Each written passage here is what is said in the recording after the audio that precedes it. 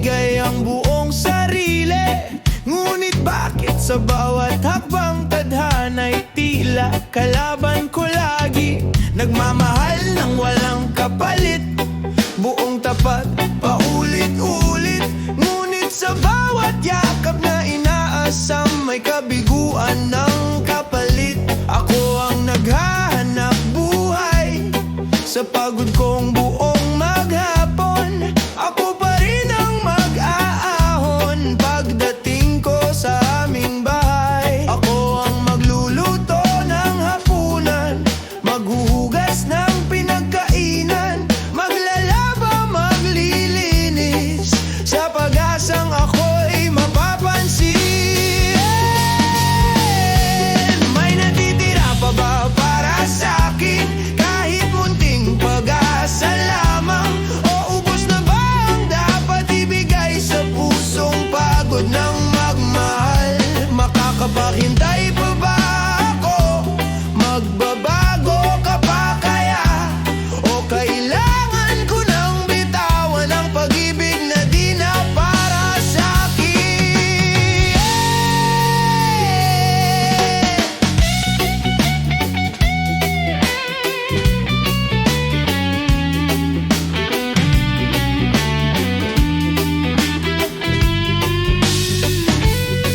Buong puso kitang pinagsilbihan, sa gawa hindi lang sa salita.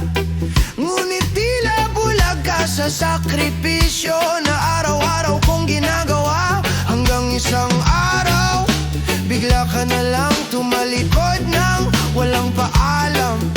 Iniwan ako sa katahimikan, kasama ang tanong at sugat ng damdamin.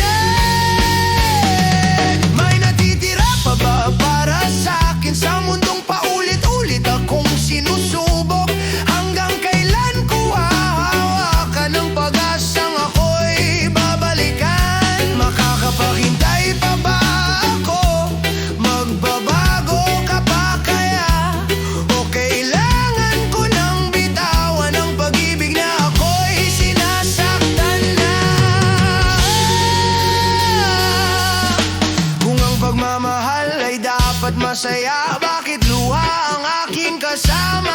Kung ang pagsisilbi ay totoo, bakit ako'y nag-iisa rito? Baka ang tadhana'y may ibang plano, hindi ang masaktan, kundi matuto na